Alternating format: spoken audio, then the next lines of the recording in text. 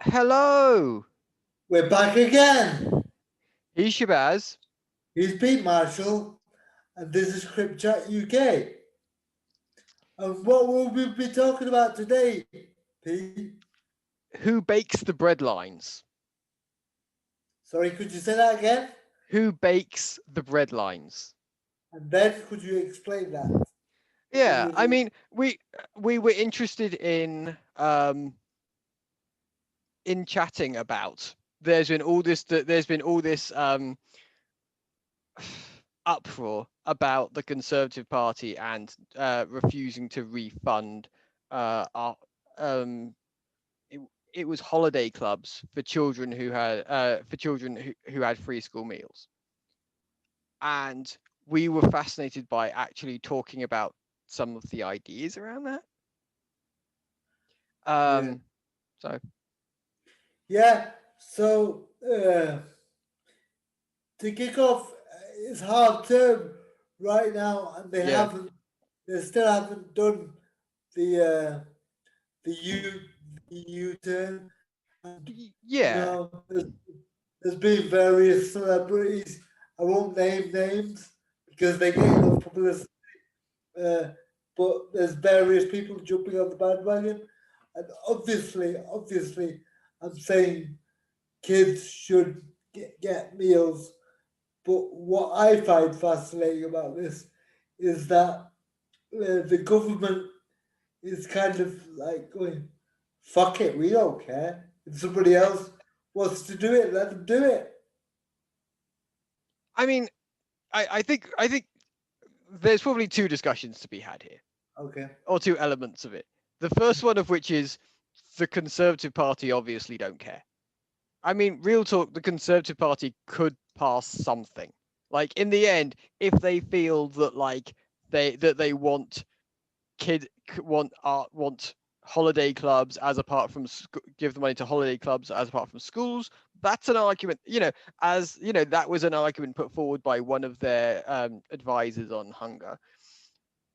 They could do that. Like they have the votes. Labour Party wouldn't vote against children having wouldn't against vote against poor kids have eating.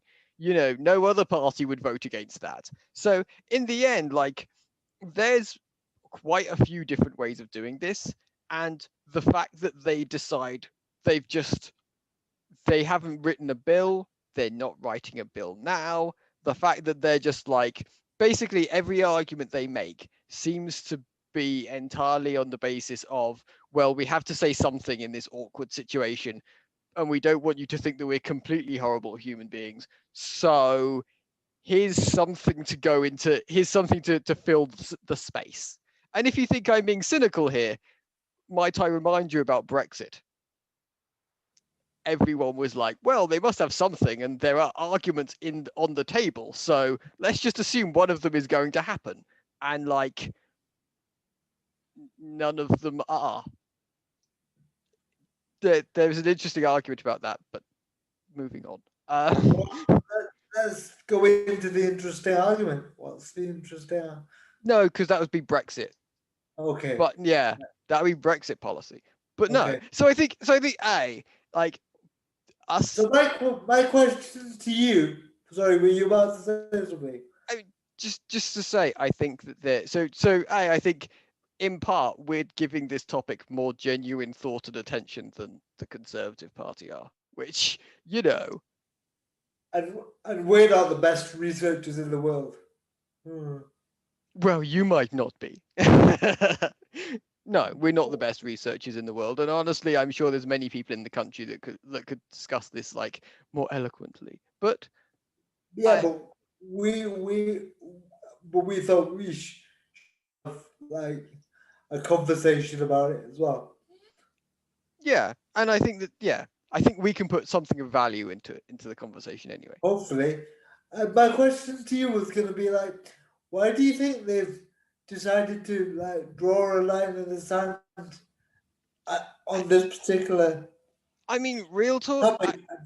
I mean, real talk. I think the Conservative Party are not a party of policy, and so and so just generally when it comes to actually getting stuff done, Like they don't really care about getting stuff done. They care about appearances, and they care about like winning elections, and they care about various things, but just one of them isn't actually changing people's lives, which I don't know. I would argue that from an enlightenment perspective, if what we care about is the enlightenment, then the enlightenment did very much care about that. And But and don't and don't sorry to put this in such a crude way, but don't the conservatives traditionally believe in investment? And isn't this the perfect kind of investment if you're investing in the future, like investing in children I mean, by giving them fuel and you I know mean, well, if there is some there is some side-splittingly funny reports that talk about how having food doesn't necessarily increase a child's exam performances, really which which is just the mo I don't know how they work that one out. I would no the methodology just sounds hilarious. And honestly, to some degree, the idea that the only reason you'd give children food is because you wanted them to increase their exam results. My parents fed me because they wanted me to be full. But I suppose you could just feed someone because of their exam results. no no Um, so I was just being facetious and a bit like Yeah. So I mean I think that there's kind of two discussions here. The first is which groups actually have enough money to actually do this kind of thing. Because I think you can go back to history and you can talk about, for example, in the medieval period, the Catholic Church had enough money. If you want to talk about the late 1800s, then there were various groups. Religions had somewhat enough money. Unions actually did a great deal around this. There was other kind of charitable organization or semi-charitable, semi-community groups who did things like providing healthcare for cheap and things yeah. like that. So it's possible to conceive of other groups. I mean, the problem is that basically we're in a situation where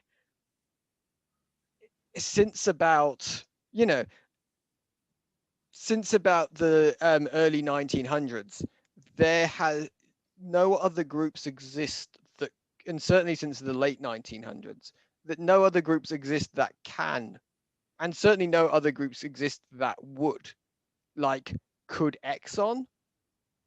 I mean, you could argue the point because they would probably say there's a difference between kind of investment that investment that you can't really take out and like amounts of money.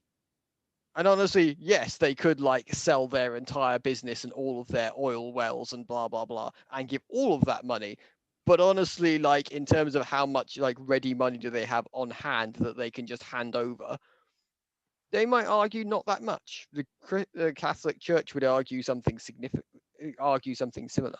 And I think that there's a discussion here of like, if somebody, if the Conservatives uh, want big society to do many of these things, then they have to actually be have on hand the facts of who could actually do it. Who are they asking to do it? And if they think that the Church of England should be doing this, okay, why? Do they know that the Church of England have enough money? Do the Church of England have good systems in place? Do they have the correct workers who could actually like sort this out? If they if they want to start if they want to start complaining about how they shouldn't have to do something, then they kind of do have to justify who exactly they think is going to do it.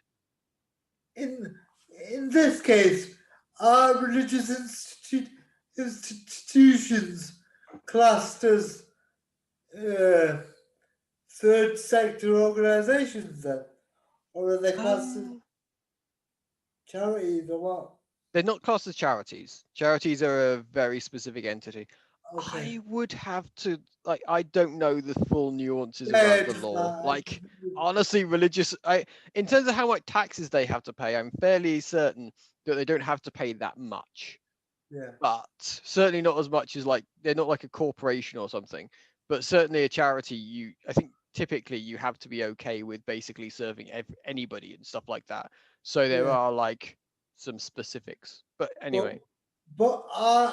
I think, admittedly, like I just said, I obviously want the children to get fed, but I would like there to be like a plan going forward, and like for the government to do this rather than relying on McDonald's or you Yeah, know and I think charities or anything like that, and or I somebody think giving a bit of donations.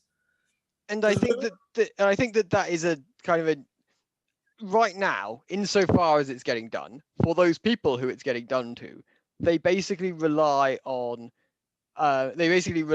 business on small businesses, generally small businesses. I mean, yeah, McDonald's and Kellogg's are doing some of it, but yeah, honestly, if you look at the maps of people who are actually giving this stuff out, it's it's generally like takeout places and stuff like that. You know, yeah, so you're generally asking middle class people to give to poor people, yeah, which doesn't sound like the best economic growth model, honestly. yeah. Like again, I growth And isn't I necessarily the most forget important thing, but like I forget which group it is, but one of the meetings that I, I was in this week, somebody said that this country had to give so many tons of food like to poor people. It was a ridiculous amount of food. Like some organization was having to do this, and like this is on top of food banks and all of this kind of thing, mm. and this uh, school school meals thing is in light of a country where we already have food banks, you know? And I think part of this discussion has to be that since 2010, I mean, basically the big event is the 2008 financial crisis, but but honestly, various elements of policy have been happening. Honestly, the if you go back to Tony Blair's time, there was no discussion about food banks because there really weren't any. I mean, I mean, people were still helping each other out and like, uh, you know, I had some friends when I was a young kid who my mum helped out with food and blah blah blah blah blah. So like it's never been absolutely universal, but food banks really weren't that much of a thing. And honestly, since the 2010s, yada yada yada, food banks have just rocketed up to such a point. At this point, they're basically like, and they're always considered to be a normal part of policy, and that's kind of insane. Like, it, Yeah, the normalization of them is ridiculous. And yeah, it's nice in some ways, but honestly, like, if income inequality is this bad, that's a policy problem before you even get to hungry people. and this is the world where they're meant to have, in the UK, kind of fixed like fixed the benefit system with the universal credit, where it's meant to be more like fair and efficient and all this kind of thing, and like Yeah, it's I mean, I just mean, far worse. I mean, on top of everything else, yeah, I mean, for us to accept the current benefit system, because I mean, to be fair, actually, Tories have put forward various ideas, again, probably disingenuously, but have put forward various arguments that actually, why don't they, that actually, if the problem is kids not having enough food, then why don't they increase the parents' benefits? Again, if that would be a genuine policy fix. If one of them wanted to actually write a bill and actually like increase benefits, Yeah, then they could do that. They're parliament. They have control of the purse strings. yeah, I but you know, but I doubt they'll do that. Again, I may be wrong and I may be being too cynical, but and the other thing with benefit system is like there's a real big sanctions regime. So once you sanction the parent, you're automatically sanctioning the child anyway. Yeah. But then if you've got the meal thing connected to that even more, then you're compounding the problem even more. And this is and so yeah, I mean, honestly, I would argue if they're talking about just increasing the increasing benefits, I would argue one of the first things they'd have to do is actually make the benefit system not so dysfunctional. Yeah, I mean, honestly, right now they have a benefit system that basically seems to be that basically punishes people for not working, whilst at the same time it's what people have to live on when they don't have jobs, like yeah, right now with yeah. with coronavirus and everything. So if And people are losing their jobs that have worked all their entire lives. yeah, You know? and so this is part of a and so in some ways like in some ways this conservative MP who was arguing that they should increase benefits, that might be an argument, but you do realize that that goes against your entire benefits policy, right? Like benefits policy is not to decrease poverty. If you want to write a benefits and write a benefits policy in order to decrease poverty and put that in kind of and get Boris Johnson to do that, like that's an option. But in the end, that will be completely papering over all of the current benefits policy. So, because current benefits policy is basically to make sure everyone has a job, in a Yeah. sentence. And I don't know, like, and that hasn't worked very well in terms of decreasing poverty and in terms of increasing the amount of children who have food. And especially in a world where most industries are dying. Hmm, You not know? most. Well, lots of, well, put it this way, lots of business, not industries, sorry, lots of businesses are going to the I mean, wall. I mean, especially during COVID, yes, that makes things more complicated. And honestly, again, part of my larger thesis, the Conservatives do not have that much of an industry policy. So again, could they be doing more with tax write-offs? Could they be doing more on various levels? Yes. Are they? Not really. So yeah, And they don't want to. That's what comes across to me. if they want to It's, prove us wrong, they're welcome to at any point. it seems like it seems like a very stark uh, example of survival of the fittest to me. I mean, the most fascinating thing to me, this was, is in many ways, it's most people. If you look at Boris Johnson, let's be honest with each other. If he hadn't have gone to Eton, he would not be anywhere near number 10. He would not. He would be lucky to get into like a fourth or fifth rate university. He would never have got near Oxford. Yeah, In the end, I think one of the most fascinating things to me is the slightly hilarious idea that many rich people have, that like the reason why they have what they have is because of survival of it's because they're the fittest. yeah. And honestly, like, I'm sorry, I no, like Boris Johnson would never have even made manager if he didn't go to Eton. Do you think he would have made a good Tesco manager? Excuse me. Do you think he would have been a good manager at Tesco's or Sainsbury's or You any think you of would the? made it that far? Uh, Supervisor, maybe. Like, he probably would have been quite a laugh as a supervisor manager and allowed his people to goof off a lot. Which, to be fair, sounds like quite a pleasant manager to have. But equally, yeah, I, you know, so you honest. know, but what because we people were being listened to around the world. So, what advice would you have for other countries to not follow our example? Well, What it's could we tell the people? it seems to be something of a pattern in modern right-wing politics to not be particularly policy directed. yeah, And again, it's not this. We could talk about Boris Johnson around this, but honestly, like, who's going to say that Donald Trump is policy directed?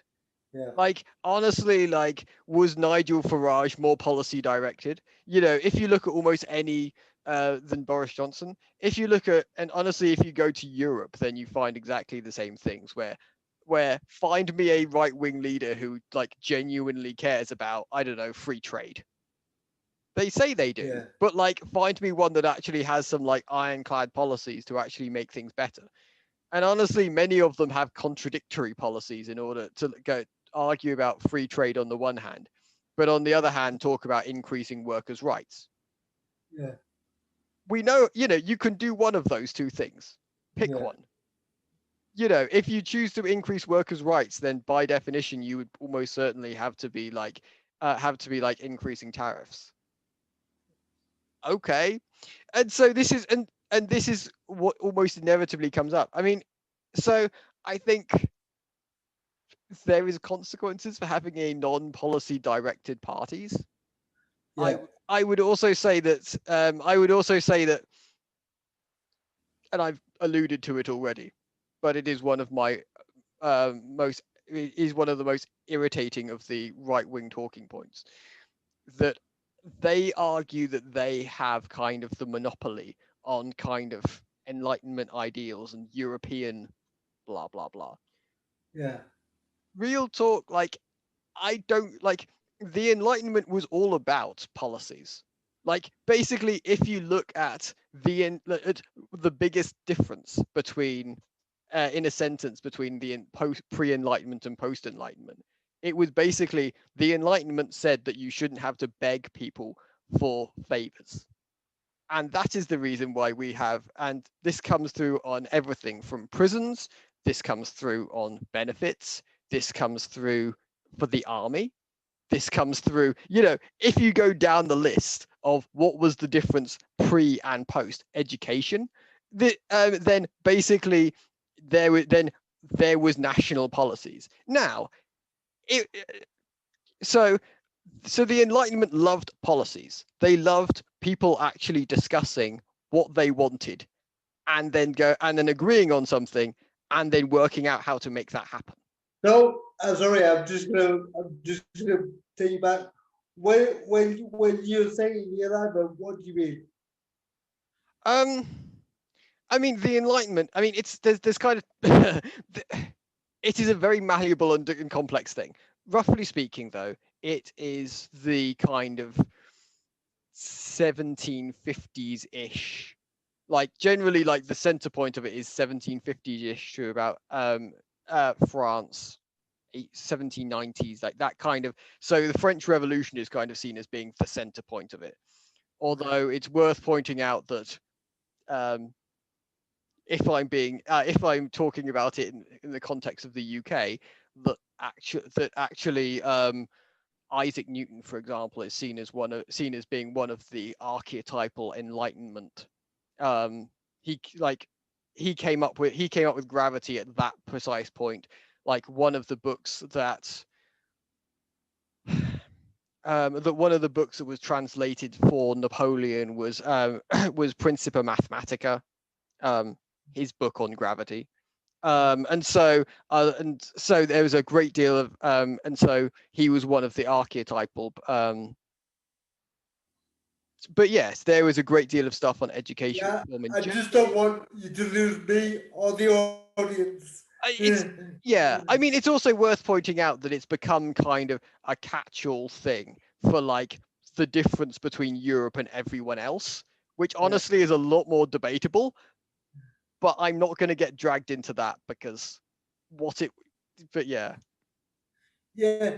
But going back to like the big society, I didn't like the big society because I think something an idea like the big society only works in like the south and like Oh, you mean from that context? I mean, the, like in the affluent areas where people are kind of semi-retired, they've got a lot I kind mean, of lot of free time and stuff I mean, like I that. think I think the big society, it depends on what you expect to get.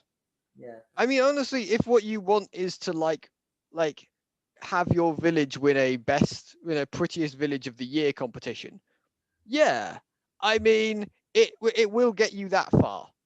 Um, but honestly, if what you're talking about, if you live in quite a poor community, if you have um you know if you're if you have large policy problems, healthcare, education, crime, blah blah blah, basically as soon it's essential problem is that as soon as you need large amounts of resources essentially brought from outside the community into the community, then that cannot be done because a big society by definition only um because big society by definition only brings what's within the community back within the community in a kind of recycling kind of way, which yeah, yeah. But as a disabled person, I find the big today kind of problematic for the simple reason I, as a disabled person, want independence. Like, when I mean independence, I mean the right to live my life how I want to live it within the confines of society. But by that I mean, like, say if we were living in a big society era, right, where you had to rely on your neighbor or somebody down the street, but they were looking after you, say, or coming to do something in your house for free, or you were exchanging something, they were just helping you out.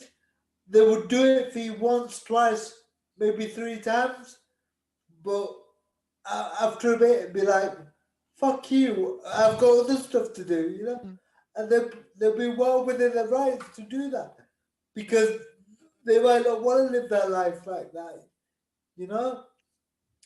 And the reason why it's such a big problem for disabled people, for example, is it becomes that you're dependent on those people and you're dependent on their generosity mm, of their time. And you have to be you'll have to be very nice to them. yeah.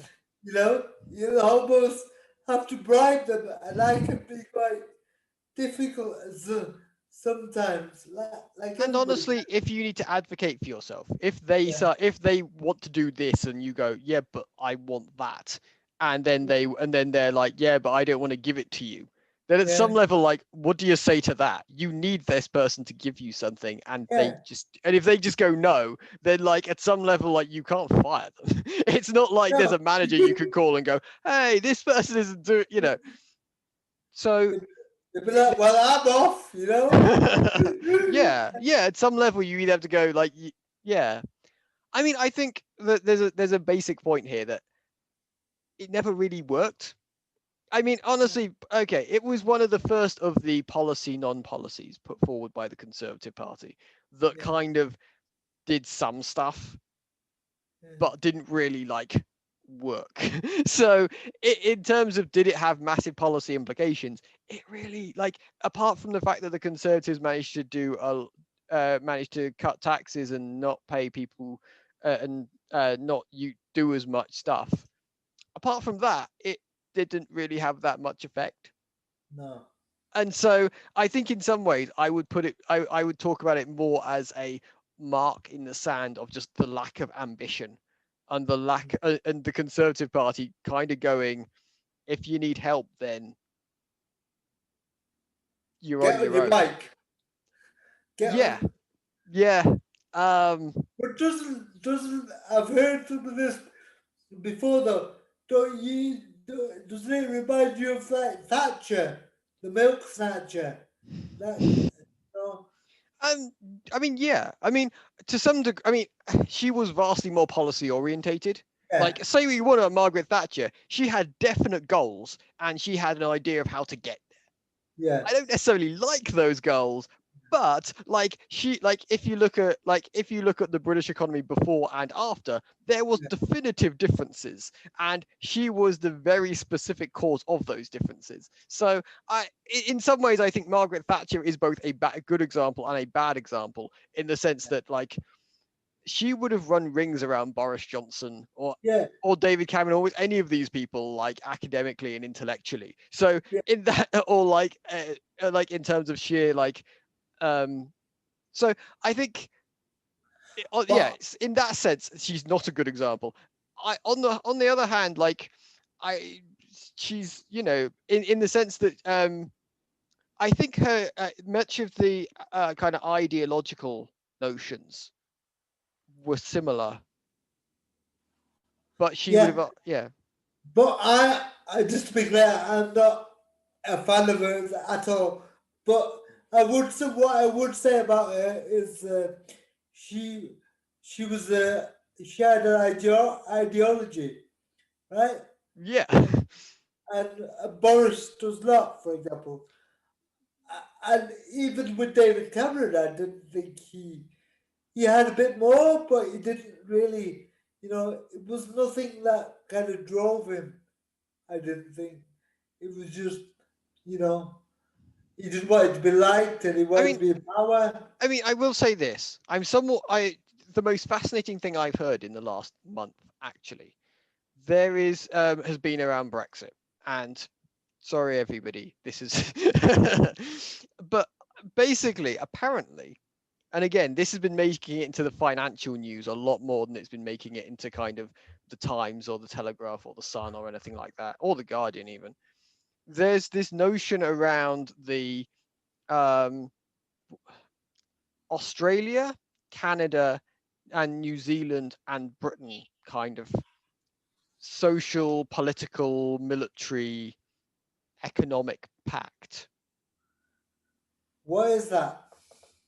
Well, I mean, basically, it seems to be that there is a whole bunch of conservative MPs, or to be fair, national leaders. So if you go Okay. through Canada, their Conservative Party has signed on to this. If you go to Australia, their Conservative Party has signed on to this. I haven't heard much from New Zealand, but basically, and Boris Johnson has explicitly said that he supports this. So to be fair, three of the four, but it is explicitly Conservative parties that seem to agree to this, which What is it immediately makes me called? suspicious. Excuse me. What is it called? Do you know? It's like VCSE. One second. Okay. Uh, and is it a group of policies or is it an agenda? Or what is it? Um, well, basically, they seem to be trying to set up. Um, they seem to be setting up a Kanzyuk. All right. It's Is called that Kanzyuk. the acronym? Yeah. But yeah, so I mean, they seem to be trying to set up a union, which, and again, this is actually going to be more far-reaching, again, if it works, than the EU, because in many ways the EU was only really an economic union with a certain amount of with a certain amount of rights. But honestly, like for Yeah. example, they had the Schengen zone, but Britain just opted out. I think Yeah. there would not be that kind of opt out in Kanzyuk. Okay. Um, and So you're saying that three or four major countries have signed up to this? three or four major conservative parties Okay, sorry. have signed up to this. Honestly, I did not. Again, it talked about, always when you hear about this, they talk about like it being generally popular. But it also, but for example, I would have to go back and check if Justin Trudeau has signed up to this. I All right. know that the current left wing leader of New Zealand hasn't signed up to this. Um, I haven't heard anything about this from Keir Starmer or Jeremy Corbyn, All either right. of the last So in some ways, there is a sneaking suspicion I have around all of this, that at some level it's literally just it's they're trying to set up conservative constitution for all of those four countries. Again, Yeah. I may be being cynical in that, and honestly, I think that's one of its two major flaws. But Do you, going back to the line in the sand, mm, as it were, do you think this school meals thing is a line in the sand between small government and bigger government? I mean, real talk, I think that I don't take this argument seriously. If you care about it as a policy issue and you are like consistent, as far as I'm concerned, Trident and the military and MI5 and MI6 should be your like three top goals in terms of small government to big government. If what you care about is like benefits and you think that's the worst thing that the government does, I think that you hate benefits. I don't think you hate big government. Honestly, like if what you care about is like yearly turnover rates, presumably that's what you're talking about with big government slash small government. If what you Yeah, care about is like is that and kind of how much the government kind of regulates your rights, then what you should be thinking about is how can you plow as much national money into things like presumably things like churches, charities, other groups who could basically help support your rights outside of the government, which you could argue that. I mean, that's debatable. We could like that is a consistent position. It's just that I'm not sure why this food, why feeding children who would be going hungry otherwise would be a major topic. Like honestly, it's like it's less than a hundredth, a thousandth, a millionth, a 10 millionth of the government's annual budget. Like yeah.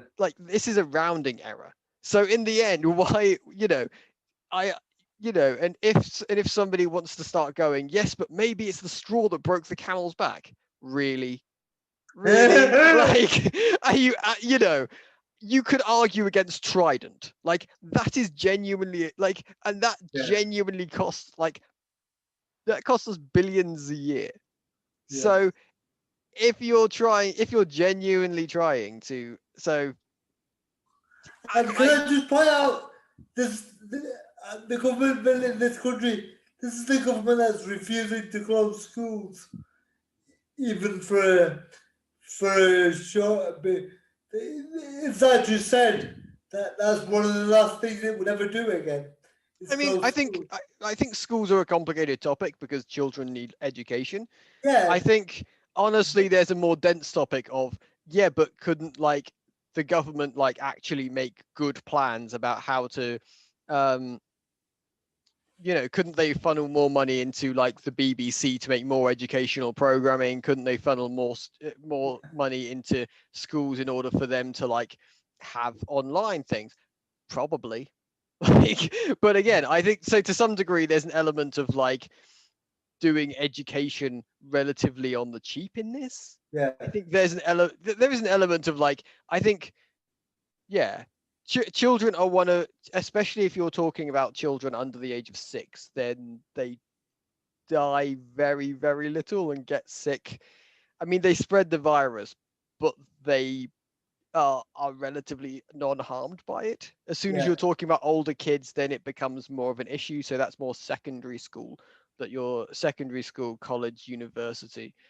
So like I think that it's a slightly more complicated issue whether they should like stop schools. It, No, but again, I but, think but I'm just drawing the connection between these some of these kids are the ones they're refusing to feed yeah. and like holiday time, you know. And I And think and I think that one of the arguments I would make about small government as well is actually if what you care about is kind of is small government, then presumably you would want to do some. Then schools are actually one of the kind of most obtrusive, I suppose you would say, areas around schools and health are probably two of the most obtrusive areas. So presumably actually having them more homeschooled and having there being less regulations around what children learn would be things you would care about. But again, sorry. Yeah. Yeah, it just surprised me that again that they've picked this issue to go. No, we're going to stand firm on this issue. It Where, just it just whereas, seems it just seems to me like this is a Gowderly, like it they are basically trying to demonstrate how powerless labor is to a significant extent, and they are basically doing it in they're basically like this is about humiliating labor. And yeah, I mean, at some level, like, okay. I mean, um but honestly, like, is well, this who they are? Like, is this like, are they that determined that like fucking over labor is more important than feeding hungry children? Like, is that yeah. like they've got that choice in front of them, and their choice is like screwing over labor? Like, well, And don't forget, children have good memories. You know, hmm, I the, would like to agree with you, but like yeah, number one a thing lot of is my sense of optimism around around that has been bleached out of me. But anyway, no, but one thing is, what you do to a kid when they're really young. Sometimes it stays with you, throughout your life. yeah. And what if you're being refused food, but by the government, that may stick with some people. Uh, That's what I'm saying. And the other thing is, like, part of me thinks, going on to a slightly different topic, part of me thinks we as the electorate are to blame here, because we the electorate fall into the trap of slogans, for example, and we in Boris's case, it was just about getting Brexit done last election, and nobody was concerned about any other policy. Nobody knew what his stance was on this, that, and the other. I mean, it's kind of worth pointing out here that whatever you think about Boris Johnson, and again, there's lots of different thoughts, and I'm not necessarily right, but I do not think it is a viable decision to say that you. It's not a viable decision to say that you like him for his policies. Like, real talk, if you look at his last manifesto for that election, it was like a tenth of the size of Labour's. He Yeah. did, he was blatantly not trying, and he was specifically asked about this, and he specifically was like, I don't think it really matters. I don't think people really care. And Yeah, but he's entitled to that. But how come? What I'm trying to get is what we need to try to understand is why people. He can do what he likes. Yeah, that's his choice. But in the end, it's up to the electorate whether they vote for it. I would also say that I think that it's I always find it a complicated thing about when people start talking about is the electorate to blame, because I think in some ways I think this leads to discussions this leads to some a great deal of cynicism. I know I am Mr. Cynicism, but it's not necessarily always a good thing. I um wouldn't say cynically. I would say not cynical enough. I would say it leads to a level of cynicism, and I would say that isn't necessarily positive. I would also say that it leads to a kind of democracy machine idea. There's a machine. There's there one of the more pathetic of the kind of center left ideas is that kind of it's that is about politics being about keeping kind of the democracy machine going. I would argue. And I think that this is a deeply flawed argument, because democracy produces both good and bad effects, and you can both agree with it and disagree with it. And so in the end, it is, if it is a machine at all, which is arguable, if that's a good metaphor for it, then machines can be tinkered with. You don't, you don't have to, machines don't, there's not just one way of running a machine. So I think that I think that elections and electorates, like there's entire discussions around like the notion around creating your electorate and creating your audience, how you do that, who that works for. And this gets us into some very dense arguments around marketing and around kind of, and so honestly, I think that in some ways here, I do slightly blame Labour for not caring as much about elections as they do about arguing about policies. But on the other hand, I would say that Conservative Party are basically relying on about 3 different electoral tricks, and basically going, if we play these 3 cards, then we'll always be right, and no one will be able, and Labour will always lose, and then we can just do whatever we want in Parliament. And I, there is various systems that probably should resist them in that. Because now nobody knew that you know this this would be how they would deal with a crisis like this. You know, Really, really, what do like, you mean, really? I mean, real talk. If you're talking about like, if you're not a policy orientated party, you do not care about the processes that lead to the effects. That is what that's like, it's it's a bit like, I've heard all this thing about like, oh, people thought that Donald Trump would blah blah blah blah blah.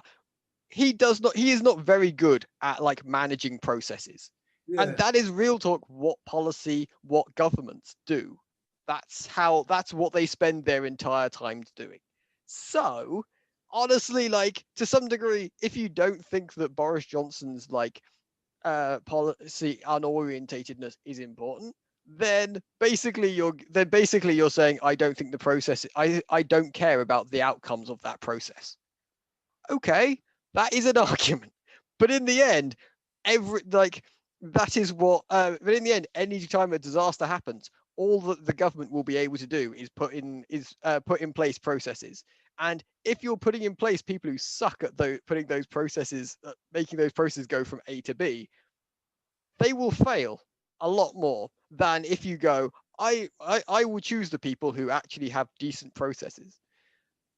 And yeah, so I would disagree with that. Like, I would say that, like, if you were like, you're giving the electorate far too much like leeway in this particular context, because like it wasn't hard to predict. Like, it just wasn't. yeah. I'm not saying you know exactly. I'm saying we do we obviously know the ideologies, but what I'm saying, we as a voting block of people don't really ask the right questions. I would also say that there's an element here where when thinking about parties and when thinking about leaders, it's less about it's it's more like being a coach of a football team. You don't necessarily know which matches you'll win or lose, but honestly, Yeah, if you're not very good at picking the players and like making the players work together as part of a team, you will lose a lot more than you win. And if yeah, you and if um and I would say and I'd say it should be considered very much more like that.